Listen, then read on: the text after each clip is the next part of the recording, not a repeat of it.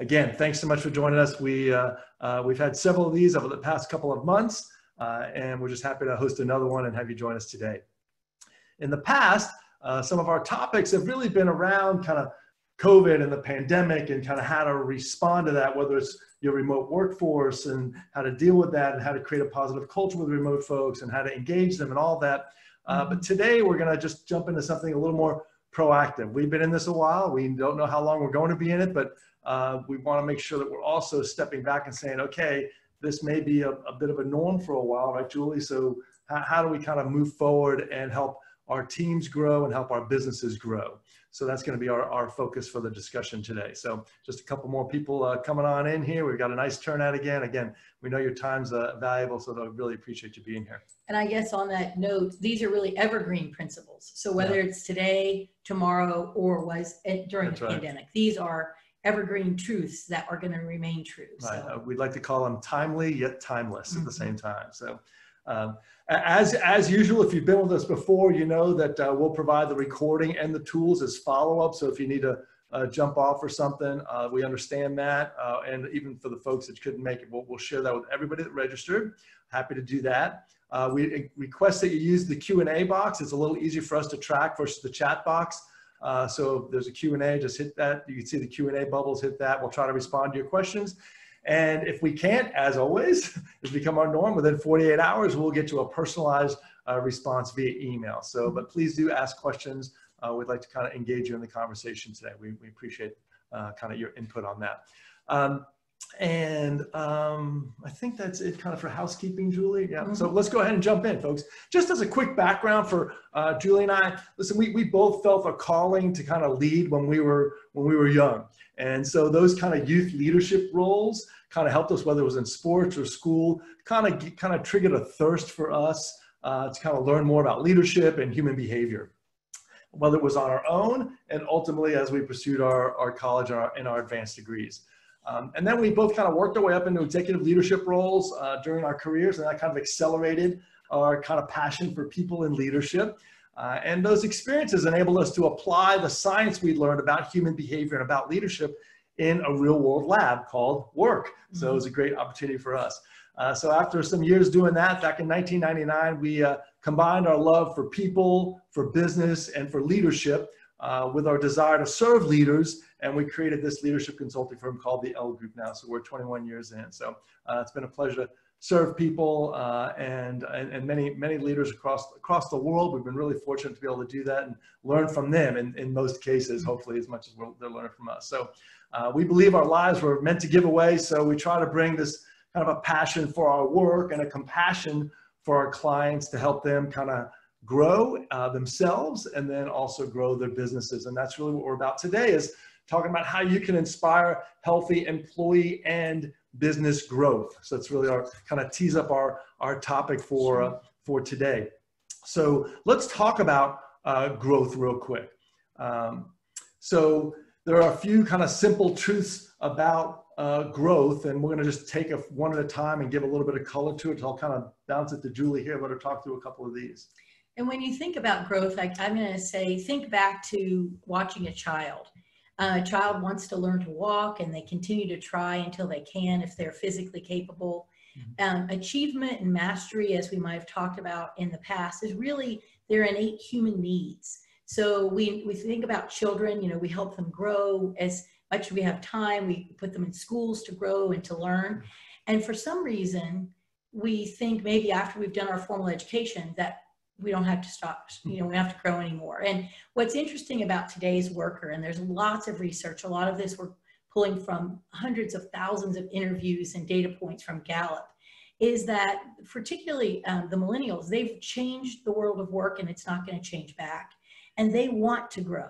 And we'll see some past and future trends or current trends about what the worker looks like, but growth is really inherent in that.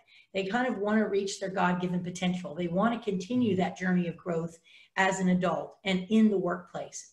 A good job is across the world the new will of work. That is what people want, more than a house, 2.5 kids and a good, nice car. They want a good job. And so what we're talking about is creating fertile soil for these individuals to grow. but we know growth is a choice. I mean, we cannot grow. It's possible, use a double negative. And when we choose to, which a lot of the workers in the current workforce are wanting to learn to grow, we have as a leader a really instrumental role in helping them.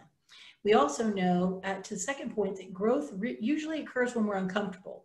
When we're in full mastery, it feels great, but it's not really a time of greatest growth. So we know that just like the caterpillar pushing out of the cocoon, that growth usually occurs when we're uncomfortable. We talked in the past about resilient leadership and about an area called post-traumatic growth. When things happen, it's a natural desire, if you choose to grow when things are difficult. I guess the last point I'd say there is, there was the old teach and you will learn notion, and this is the same thing. Grow and you'll help others grow and you will grow. It's amazing when you try to apply these principles personally, how you really have to grasp it. And in grasping things that are new, you grow as well. So as a leader, these are some of the pivotal points, but also just kind of general points about growth. I love the Zig Ziglar quote, Julie, that kind of goes with what you just mentioned about helping others. It says, let me get it right here. You can have everything you ever wanted in life if you help enough other people get what they want in life. So it's really about, helping others, and then that returns. But I think as we teach specifically and we help others grow, we see opportunities in that. It's funny, if you just watch like your basic sitcom or something on TV, you can kind of see this. It's always set up that way. It's a classic kind of thing where someone has an issue, then they help somebody else out, then they have this epiphany like, oh, that's really my issue here. So the world kind of reflects back to us what we need. So it's really important to kind of reach out beyond ourselves. And we believe leadership's not about ourselves, right? It's about serving, it's about others. So to really ultimately lead well, whether it's in your role or just being a leader in general, we really need to think about how we help others grow and serve. As you're saying that, I couldn't help but think last night we just got Disney Plus, or Lee did, for Father's Day, and we were watching Boy Meets World, and Mr. Feeney and Corey, even in the pilot, help each other grow so much. So diametrically opposed in age and role and everything, but it's very evident, you can help someone else because you're trying to help yourself. Yeah, that's fun.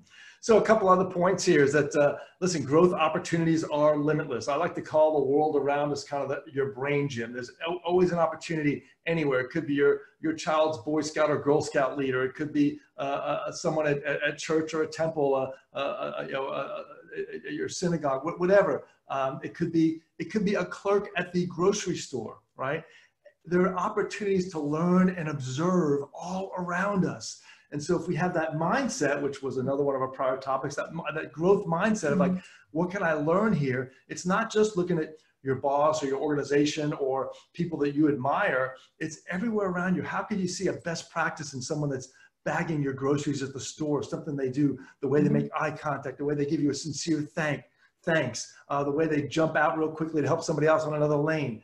There are lessons all around us. So, and not to mention the fact that unlike generations before, we have access to podcasts out the yazoo and learning tools and webinars like this. There's no excuse for us not to become experts in our areas and continue to grow over time. But so it's really the world's our oyster there. It's kind of just this buffet of great brain food all around us. So it's our choice to take it back to growth as a choice. It's your choice whether you want to take advantage of that or not.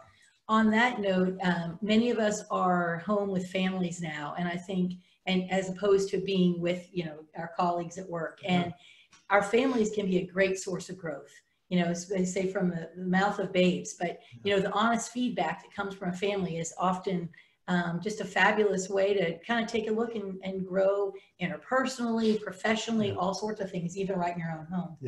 I get plenty of that, and it's all good, right? It sharpens you. In biblical terms, iron sharpens iron. So you want to be around people that could help you with that. We've talked before, but Julie, about your best team, right?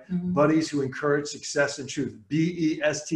Buddies who encourage success and truth. So finding people, in addition to your family, people around you that could really be willing to tell you the truth and help you grow and help you get sharper, right? And I always define a friend as someone who's willing to tell you what you really don't want to hear, but they tell it to you to build you up, not to break you down. So think about who's on your best team. 3 or 4 people that you get together with on once in a while, and now maybe, you know, on Zoom, and it's okay, but you're connected with them and they're willing to help you out, you're willing to help them out. So it's really important. We find that it's one of the key success factors when you look at the most successful people, that they have people around them that are building them up, and vice versa. So the last kind of simple truth around growth is that growing people fuel growing businesses. We see this time in and time out. It's one of the most leading indicators of a company's growth is how well their employees are engaged, and what kind of culture that they have, and what kind of, even before that, what kind of leadership is creating that culture, and what kind of leaders are engaging those people. But to the extent that you could be growing your people individually, and you might even say, well, Lee, I just need to grow them only so that they can help me get the results. Well, we would say, if you're helping them find their gifts and helping them grow even personally, they're going to be much more vested interest in the business. So it may not every skill may have to be exactly around the business. Are they just growing? Are they becoming a better person? We always say that the most engaging leaders make good employees better people. So it's growth in lots of aspects, not just, you know, in their skill sets. So you're helping them make tough decisions and have a clear set of values and those type of things. I love the quote from John Maxwell, the leadership guru, that says, your job as a leader is not to put in what God left out, but it's to draw out what God put in. So part of the thing here is like finding their natural gifts, right? Their skills, their strengths, and how do we help them flourish within that? And we'll talk more about that in just a moment here. So Julie, why don't we just break into a quick poll here if we could, and see if we can have you guys go ahead, and where's my poll? Here we go. Okay, we're going to launch the poll and ask you guys, you should be launching right now. And the question is, my leader actively supports my professional growth. My leader actively supports my professional growth. I don't know why, but I get very satisfied watching these polls. Yeah, I know. I guess it's like a political, it's like they advertise. Well, it's much more immediate gratification than watching the political polls for hours and hours. So we have a cutoff time, and it's very soon now. We'll give you 3 more seconds here. Go ahead and cast your vote. Okay, let's see. All right. And we'll share the results with you. Julie, want to talk through them? Which is beautiful. I mean, most of you agree with that. And that is a fabulous thing for you. And then ideally, now you're in a position to do that to others. And we talk a lot about, you know, matrixed organizations now, where it's not always just one employee, one leader. And the concept of growth really is, we're so thrilled that your leader is that way for most of you. Between strongly agree and agree, it's really quite the majority of everyone on here, which is fabulous.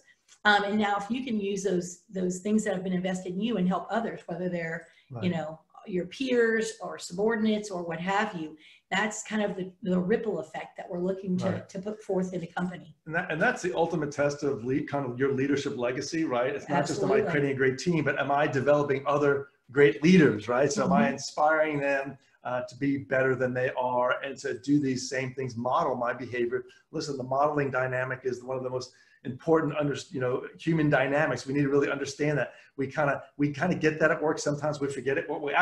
We get it at home, right? Yeah. We know, like, if I don't want my kids to say bad words, I'm not going to say bad words at home, right? But sometimes we forget that on the work front. So it's great in this case that your folks are supporting and hopefully modeling the kind of growth related behaviors that we want. That's fabulous. Good deal. All right, so let's go ahead and jump down to this slide right here and talk a little bit about the growth value chain.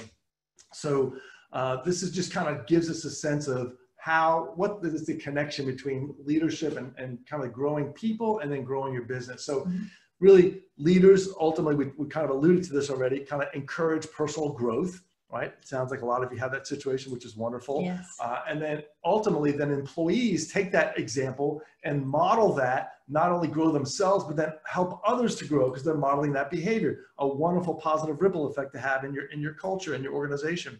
And then as a result, teams tend to innovate more. They tend to engage better. All right, because they're growing, they're improving, they're learning. Right, and then as a result of that, customers receive great value, right, and become loyal customers. And if you're in business or in marketing, you certainly know that's the holy grail of marketing, is a loyal customer, right? Because loyal customers generate more profit. And we know that it's 5 times more expensive to get new business from a new customer to acquire a customer than it is to get existing business from your current customer. So we want those recurring loyal customers because they ultimately generate more profit, and more profits generate more sustainable business growth. That's what we want, right? So there's this, so the key here is that the leader is the first link in this growth value chain, right? So it's all about the leader. There'll be a recurring theme here you'll get, but you've seen it before, Julie. I know you've seen it. You know, you have someone that's maybe struggling on the job and they get moved to another department. All of a sudden they start flourishing. I'm like, that's weird. We thought that guy was almost on his way out the door. Now he's flourishing. It's all about the leader. And we've seen the reverse true, unfortunately, too, right? Someone's doing great, they move somewhere else. The leader has all the impact. So we would say in terms of your culture that you're developing, focusing on giving those leaders and equipping and encouraging those leaders with the right tools and skills and communication really kind of pays off very nicely in terms of building a culture that supports growth, not just individual growth, but that ultimately grows the business. Yeah. So with that in mind, let's go ahead and shift down. Sorry, I keep flipping a little extra here. So I'm going to go back to some of that data from Gallup and look at the past and then today and where our workers have come from, where they're going. And I mentioned before, like the millennials in particular have changed what is expected from work, and it isn't going to go back. So millennials and Gen Z have some very specific intentions, and they're based in human needs that we all have.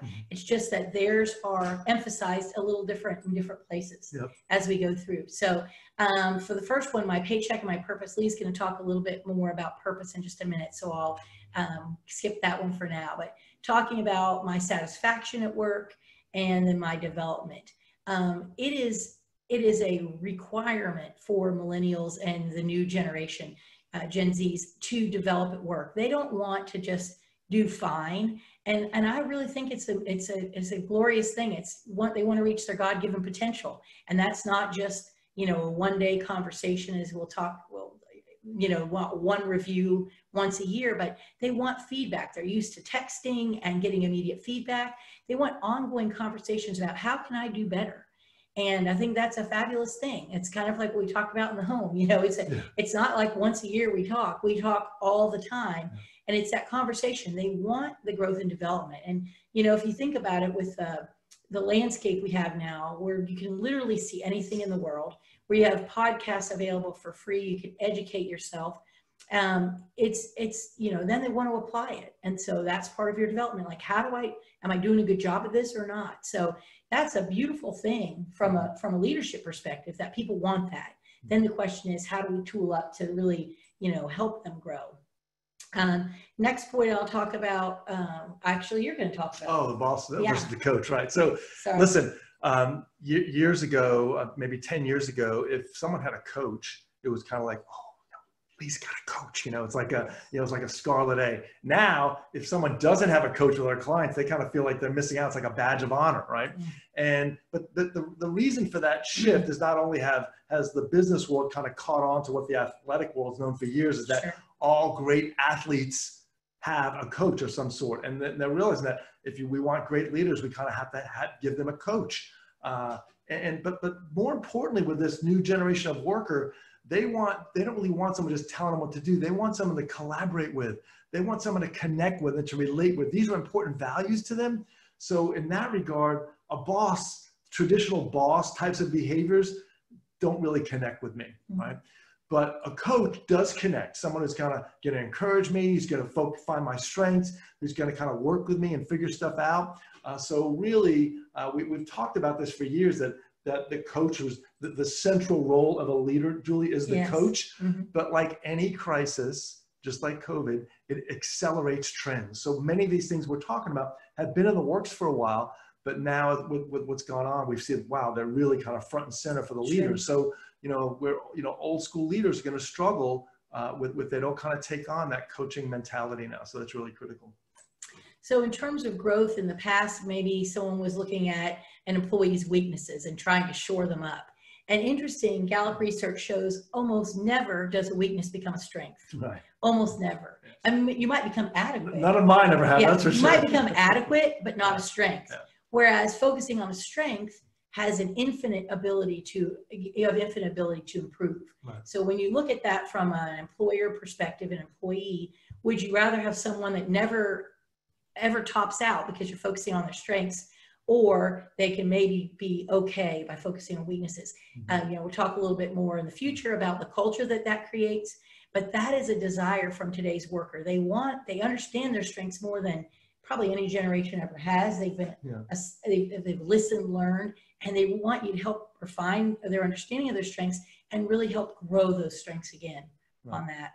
And the last piece I'll talk about is there's what they call in Gallup research, the new will of work, which is, it's gone from, it's just, I'm working for my job, is everyone wants what's called a good job.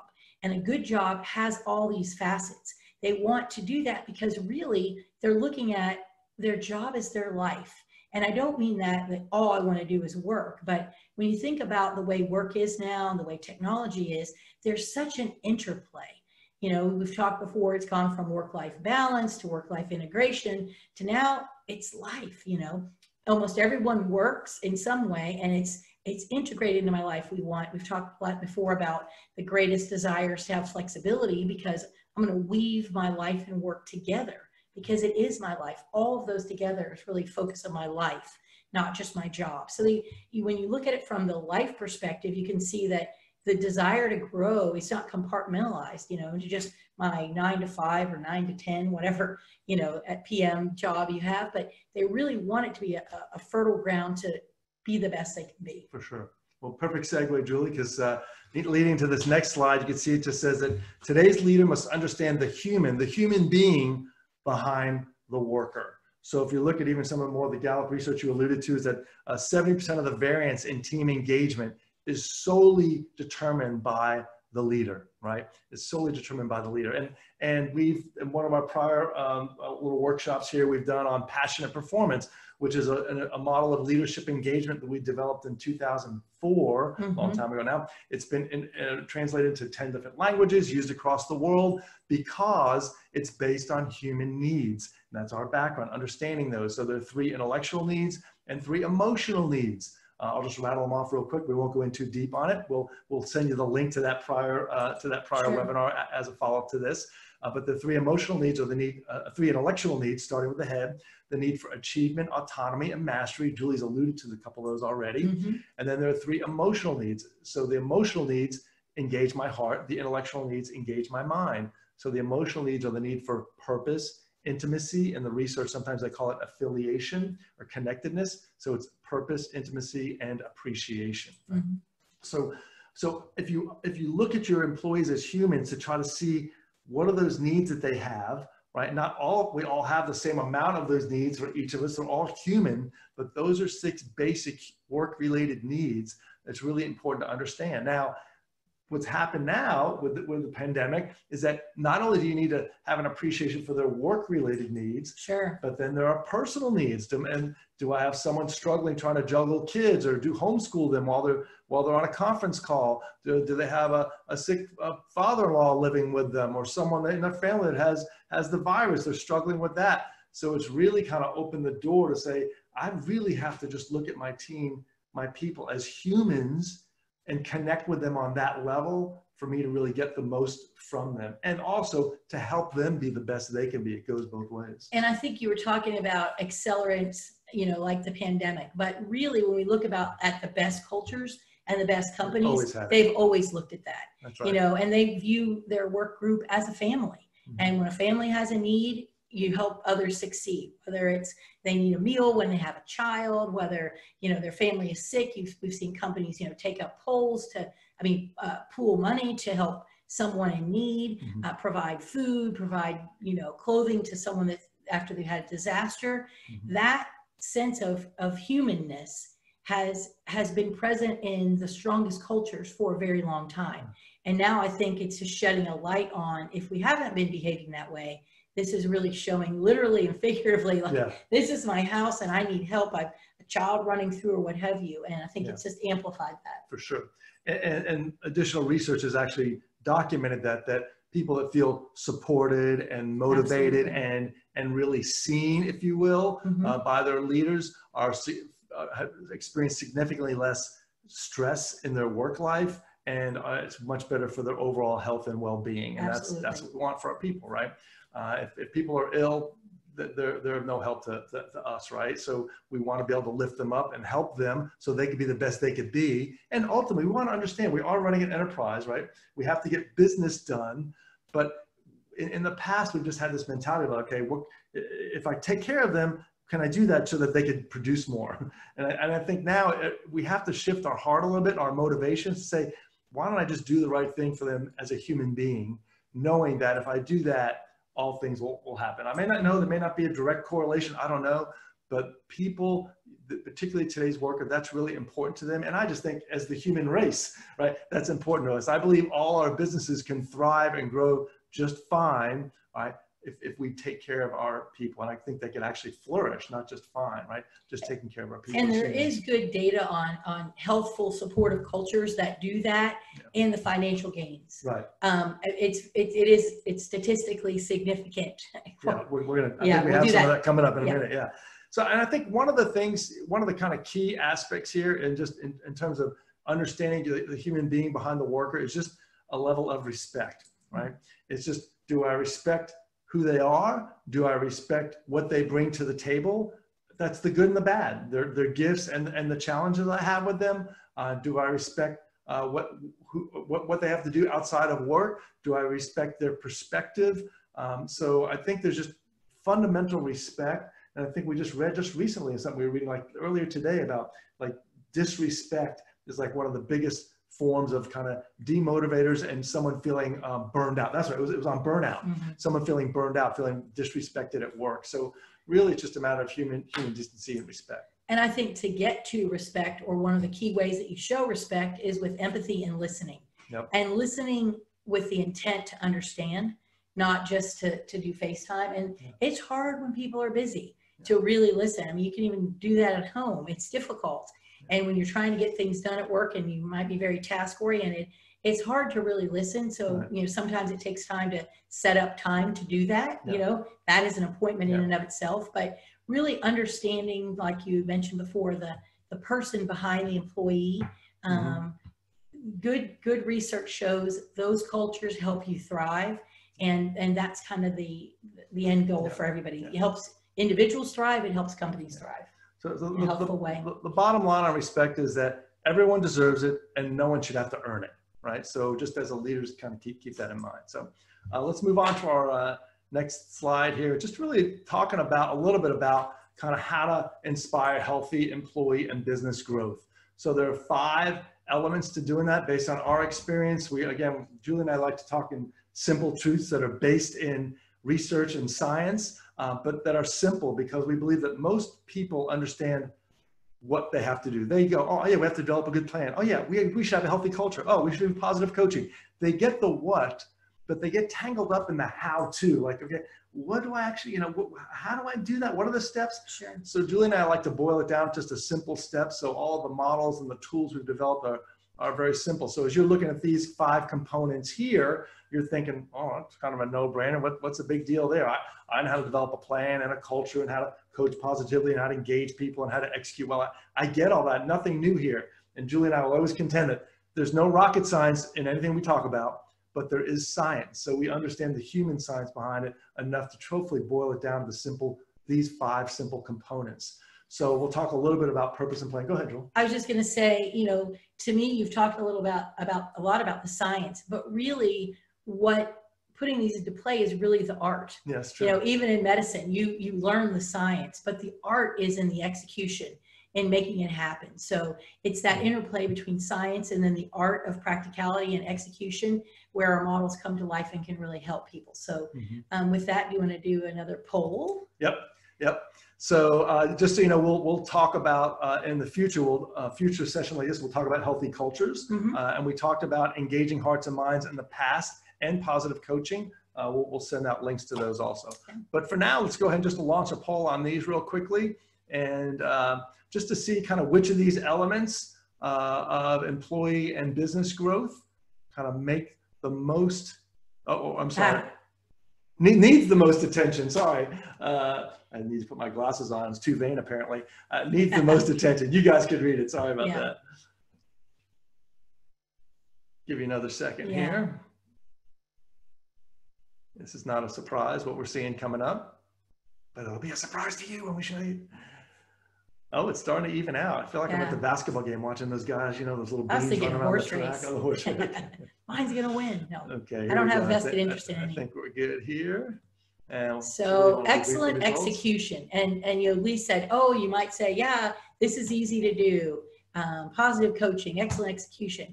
Well, execution is the difference between great and good. And that, Jim Collins' book, Good to Great, it's all about execution. We can have the greatest plans in the world, but it's the art of execution. Just because you know how, there's so many things that make it come to life. Yeah. And, when you have excellent execution, you have engaged employees, and it just starts this beautiful circle. Yeah. Let's see, the second one there. Positive coaching, it looks like. Positive coaching, which I have a feeling many of you are receiving, at least you're feeling like you're having growth and development, and that may be through learning courses and not as much through your leaders' actual coaching. Because the idea that, to piggyback on what Lee said before, is coaching went from like Scarlet A to I want to coach, and now it's actually everybody needs to be a coach. If you have people on your team, if you are a team member, you don't even have to be the boss or the leader. Everyone has a coaching role. And so I think last time we'll provide that link. We talked about very simple mindset and habits for positive coaching. And I'll touch on that a little bit more in a moment. Cool. Yeah. And on the execution side, we have a very simple formula we developed back in 2003 of your focus times your competence times your passion equals your ability to execute your plan. So at a personal level and at a team level. And so that will also be a future session. We'll have, not to tease you too much with that, but that model's been used for years and been very powerful because of its simplicity, we believe. Yes. And when you're talking about execution, you better not have this 25 components that people have to do. You better be able to boil it down, which we've had based on the highest performing organizations and teams that we've observed and worked with. And so we'll be able to boil it down to your focus, your competence times your passion creates this multiplicative equation, your ability to execute your plan. So more on that later. So let's go ahead and talk a little bit about one piece of that. Oh yeah, the 2 levels of purpose. Sure.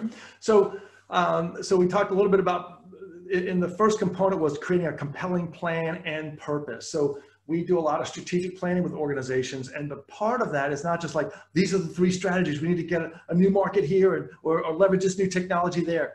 It's also about not just the plan, but it's like, what's our purpose? What's the higher order purpose? How do we make the world a better place? How do we improve the human condition? That has to be compelling. So for today's worker, they're looking at purpose at 2 different levels. Right. So, and it's part of the planning process is to make sure that you have a really compelling organizational purpose. So it's really the key driver to kind of attract, engage, retain today's worker. So that organizational purpose is key. Go ahead, Julie. I was just saying, some, would say it's your why. Yeah, it's your why. Yeah, exactly. So why are we here? And that why should apply. I ought to be able to see that whether I'm in accounts payable or out in the sales force or in operations in a plant manufacturing setting, right? That ought to be clear to me. And it's not, you don't just develop it in your planning session and then you're done, right? You got to communicate it down and down. It's ongoing. It never ends. I always remember the quote from Jack Welch, the former CEO of GE. He used to say, you got to communicate till you're sick of hearing yourself. Then you got to communicate some more. So I'm just encouraging you that if you have this great organizational purpose already, or you're planning to develop one, it's great to develop it, but then it's all about how do you continue to drive that and reinforce it down through the organization. And I think that the pandemic has amplified that need. That's right. Now I'm disconnected, really, like, why am I here? So we really have to kind of pull people back in. That's a great point, Julie. So the second level of purpose is your job purpose. So we have organizational purpose, which is important, and it's really key for the new worker. They want to kind of see what kind of, how does this organization make the world a better place? How do they make a difference? But then when I get there, I want my job purpose too, right? I want to know, how does this job make a difference? And again, I don't care if I'm running invoices every day or pumping out proposals or making sales calls or taking calls at a call center. It doesn't matter. What's the purpose of my job, which should be ultimately tied back to the organizational purpose. That's why it's important to start up here. But we can't just say, we've got this great organizational purpose. Now, Julie, I'm going to hire you. Now go get to work, right? this was made really clear to me years ago. One of my clients, Cheryl Johnson, she was working at Fossil, the watch company, way back when. She's an executive elsewhere now, I think at Paylocity. And she told me about a time when she got her first job in college, and it was for a hospital. And when she came in the interview process, they were kind of finalizing things. Her hiring manager said, "Hey, Cheryl, great to meet you. By the way, our goal here is to create a healthy, safe environment so that all of our patients can go home with their loved ones as quickly as possible." That was it. That's cool. That was their higher order purpose. And he said, "It just so happens that you're going to help us achieve that purpose by washing these dishes."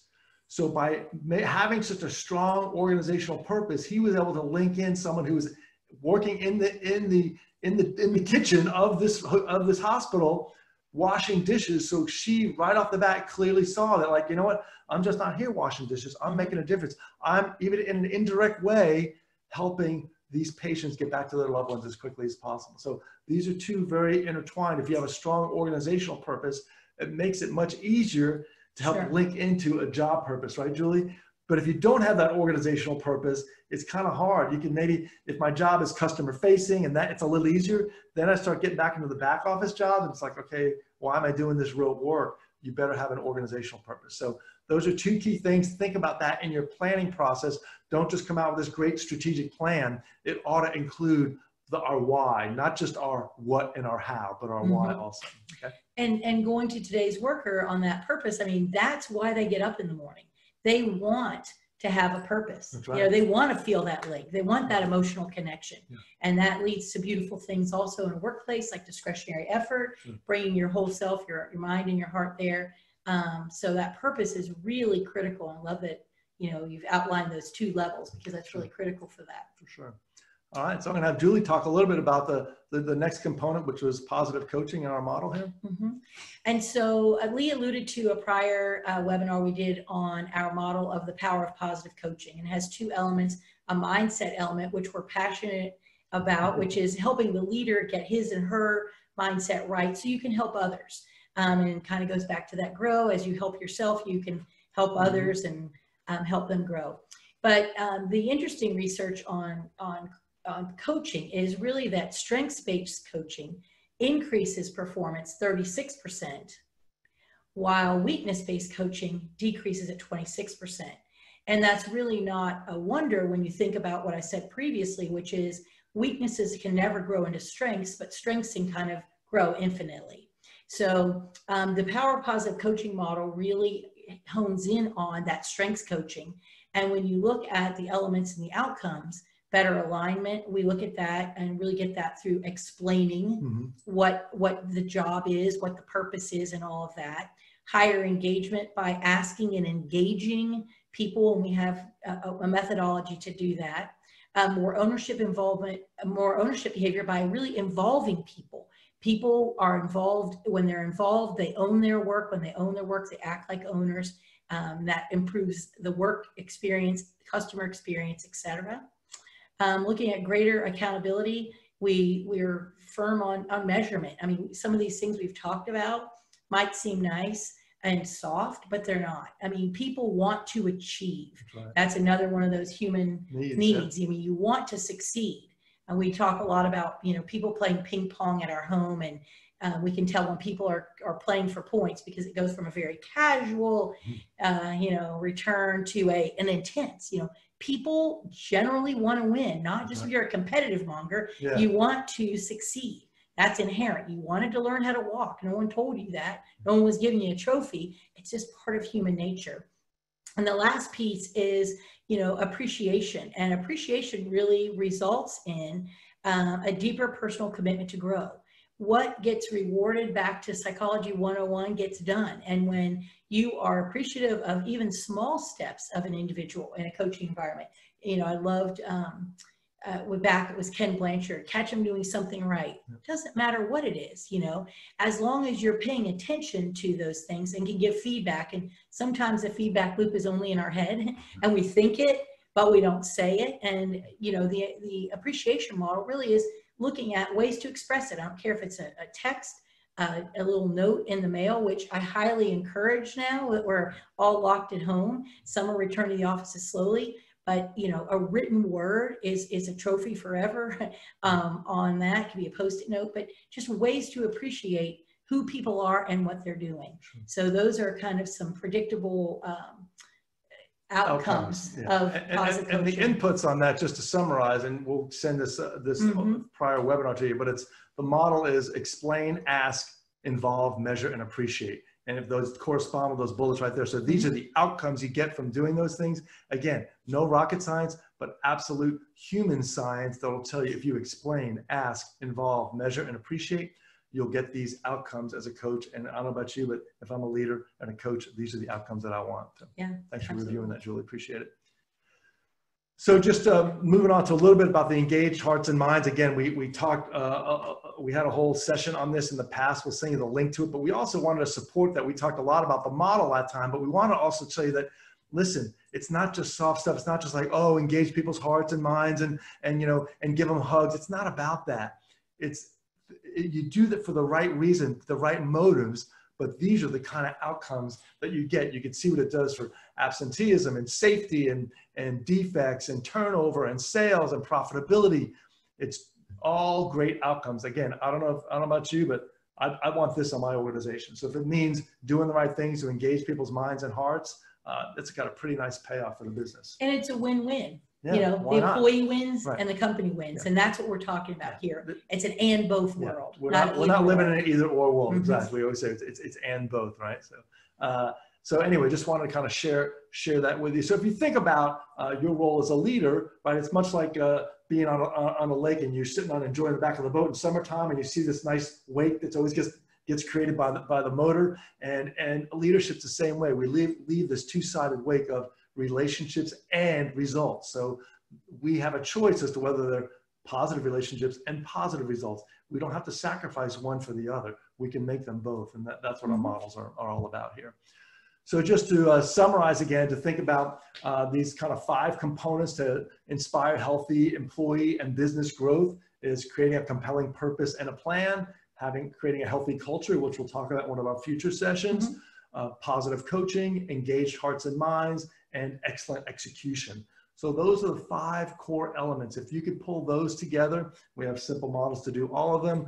You create a really nice environment to help your employees flourish and your company flourish. And I was just going to say, and many organizations have a few elements of this already going on, and it doesn't have to be sequentially done. It can you can increase your growth in each area. Absolutely. So that's the good thing. We always meet our clients where they are, for sure. So just to maybe help you think about how you can inspire healthy growth in your organization, we have a few interactive workshops. If you're interested, we're happy to talk to you about them. We've alluded to the power of positive coaching already, igniting passionate performance. That's how you engage their hearts and minds, and mastering the art of adherence. And that's the whole kind of one about execution, right? So we do these, whether they're live, we certainly do them virtually. If they're live, we do it with appropriate spacing now. Or virtually even recorded. So lots of different delivery options. We even have tools if you want to deliver them internally. So if you'd like to reach out to us at the number you see there or that email, feel free to do that. We'd love to kind of talk about your needs and how we can kind of help you kind of ignite that growth journey for your team and ultimately for your business. So in the meantime, we didn't have any questions here. We have 1 or 2, but we'll have to get back to you. I apologize. We want to be very respectful of your time. Within 24 hours, we promise to get back to you. So thanks again for your time. Julie, any final comments on that? We're good to go. Thank you Appreciate so much. you guys. Thank you so much. God bless and have a great day. Thank you. Bye-bye now.